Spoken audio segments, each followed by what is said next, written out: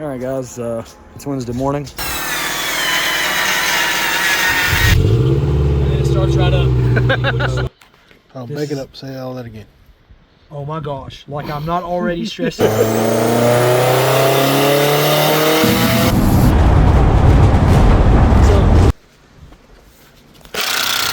No. Milwaukee time. See the snap off. All right, guys, it's Wednesday morning. I just got notification that some of our stuff got delivered from Wilkes, so we might have the parts to put the race car back together with. I slept terribly last night, so I'm dragging around all day.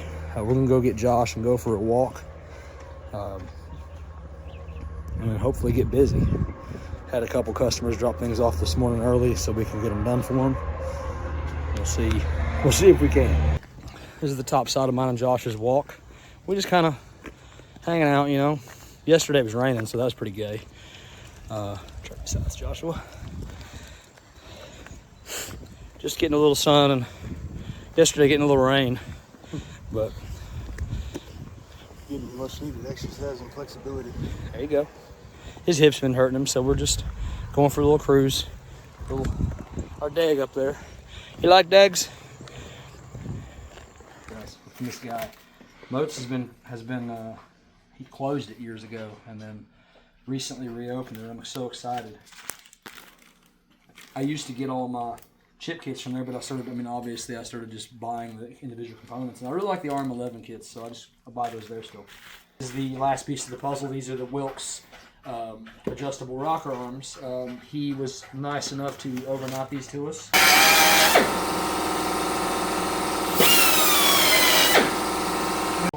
Josh said, what are we doing? What are we doing here? Well, so Tim Cassidy and Danny Kaiser do a circle track racing with asphalt K-Series cars, and they're always hunting for different gearings to optimize things. So I've gotten really good at rigging up which one's which and what to do. So this is, from my experience, all the bell housings are the same. This is a 8th gen case. This is EP3. The internals are a mix of the two. The shift, you guys know this is a full RSX Type S from an 0506, I believe. If you look at the shift assemblies, come over here, Josh. See, this is in the same spot. These are on the opposite sides. They're both 6-speeds because they got the reverse lockout. But I have to change these two. I actually don't know if this is going to work or not. I've never done this swap. I'm assuming it will. But this way Tim can have this gearing for Tim, puts him at like 9,300 at the end of the straightaways on a stock block K24A2. This one puts him perfectly at like 81, 82. So if he's doing a 40-lap race, that would put him at over 9,000 with this one every time for 80 times in a 40-lap race. I think this is actually a 100-lapper, so you get the point. That's why we're doing this. So, no. Milwaukee time. See the snap-on. Snap-on did not work. If the Milwaukee does this, we're going to turn this into a Milwaukee versus snap-on. I've also got a reducer on it, which is what the snap-on will claim the problem is. Same reducer on both of them, though. Yep. Consistency in our science. Consistency in our science. Let's just drop that one. Alright. Don't need that no more. So basically we're pulling out the shifter assembly and swapping them out so that Tim can use his shifter he has now. And this is actually really important information for somebody doing a swap, that they can interchange a lot of this stuff, especially since Josh here is doing a swap on his car. So now he'll know what he can get away with. We know we can use an 8th gen transmission with his mounts, and his shifter is RSX, so we just use an RSX shifter assembly. It has to be a 6-speed though. We might remember that, Joshua. Has to be a 6-speed. Got all the way out here, now I need a pry bar.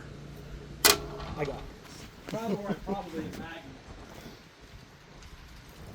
We're just doing this as quick as we can to get Tim rolling, because he's got a test. Hopefully have his car on the dyno Friday.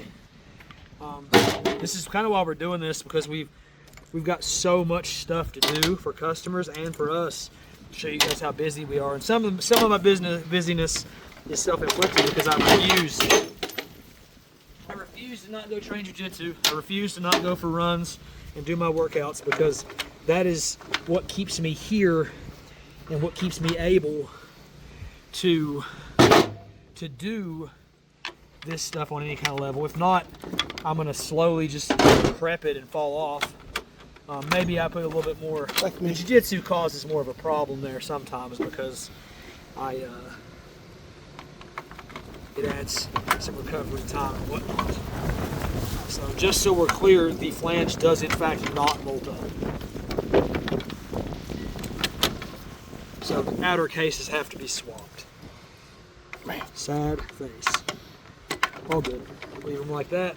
I'll call Tim back, let him know the bad news, and then we'll have to get rolling. Hang on a second. Are you still recording? Mm-hmm. We're gonna check the weather. I'll have Josh pull me a table out of the trailer out here, and I'll just do everything here. Yeah, so we should be good. Yeah, we're good. I'm gonna call Tim. I'm gonna let Tim know that this did not work, and then we're gonna pull both cases off, and we're gonna swap the outer housings and the shift selectors as one assembly, and hopefully he's happy then. All right. So Sergio was having some lean problems, which means fuel system error because it's on a Haltech, and now I am trying to. And then it starts right up. It wouldn't start, and now it started. Well, I'll unhook you and get you ready for the dyno. It didn't fall off on fuel, so I'm just going to see whether it somehow.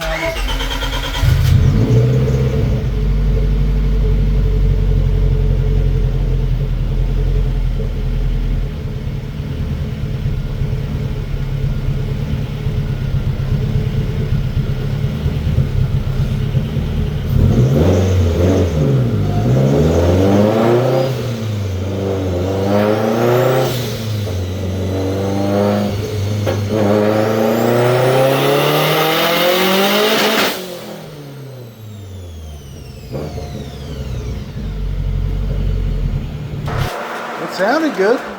Yeah, so I opened up the sensor gap. Like, the car was fine every other time we've tuned it. I opened up the gap on the, it's got the KS tuned kit on it, and I opened up the gap a little bit, just kind of playing. It definitely has a fuel pump problem. Like, fuel pressure drops you really hard after about 18 pounds. So we'll definitely have to put a pump in it. Good to know, though. Good to know. So you want to come over here. So see this. Let me zoom in a little bit. This orange line right here is fuel pressure. The green line's boost. So as the boost goes up, the fuel pressure actually drops. The wideband never really gets super far off, but it has to add 21% fuel up top to make it not suck that bad. It's 12.2 to 1 air fuel there, so it's not like the end of the world air fuel wise, but it's adding 21%, and it shouldn't be adding anything. The car's been tuned and solid. So basically now we know that we have, so when you have pressure fall off like that, it's not an injector problem. If it was an injector problem, the pressure would at least be consistent, and it would still do that, but the pressure wouldn't be consistent. So the fact the pressure's dropping means it's a pump problem. So we put a pump in it, and hopefully he's good to go. Nice. And still cooking at 500 horse. Is he? Yeah. Yeah. Yeah. Just give a message, and then I'll Still call 500 it horse. on the customer stuff.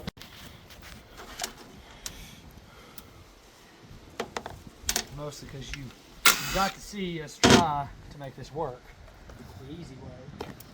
Since it didn't work the easy way, I don't know why you wouldn't want to get video of me doing it the hard way.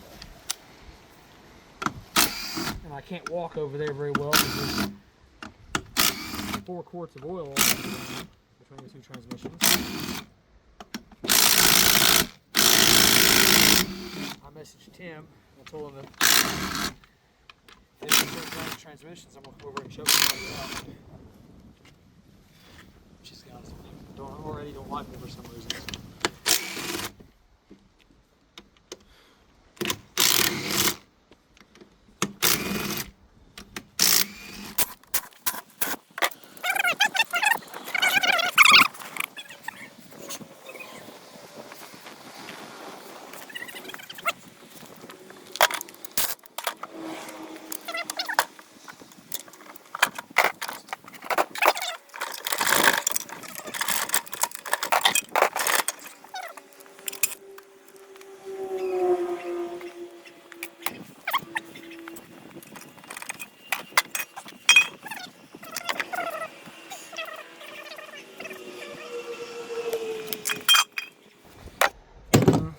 apart, so now I just have to wash them and figure it out.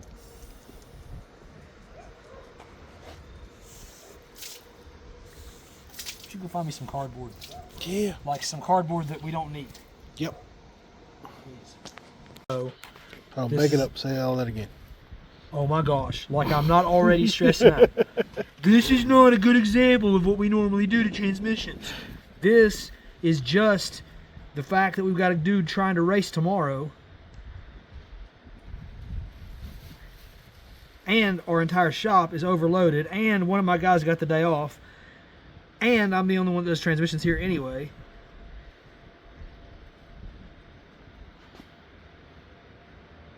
All of the above. Basically, I take on too much stuff, and I'm starting to realize that. I don't know if it's worth the stress at this point. The moment that I say no, though, like I stop doing stuff for Tim, then I'll do the work that's here, or I'll tell them no too, and then I'll end up with no work at all. So it's just like this really odd catch-22, where if I start saying no too much, I just won't have any work. I actually say no quite often still to people, and here we are. Still covered up. Like I said, usually this stuff gets ran through the cleaning tank and inspected, and I spend a lot more time trying to make sure this looks good. I'm going to be honest with you, it's good enough for Tim stuff.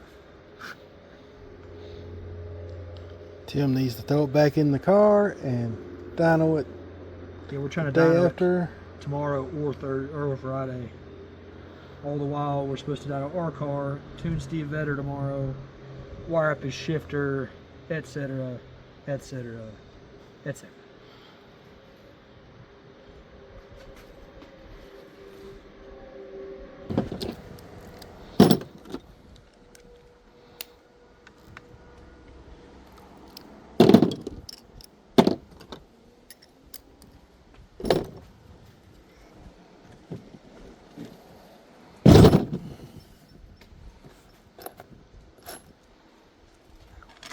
Shift selector in there, and forgot to hit them top bolts.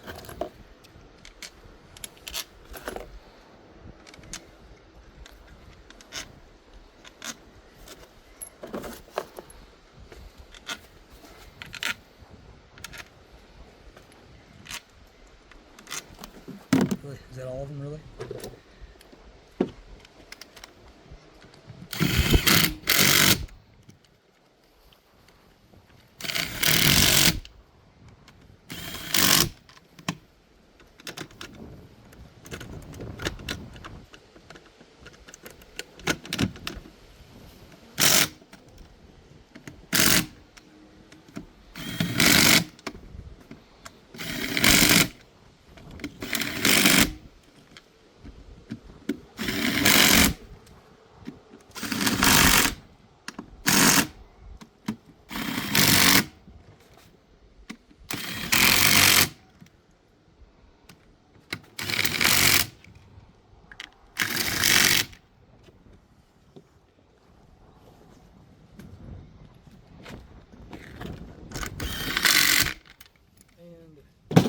That's one. That's the one he needs to race. Gotta figure out what he wants to do with the other one.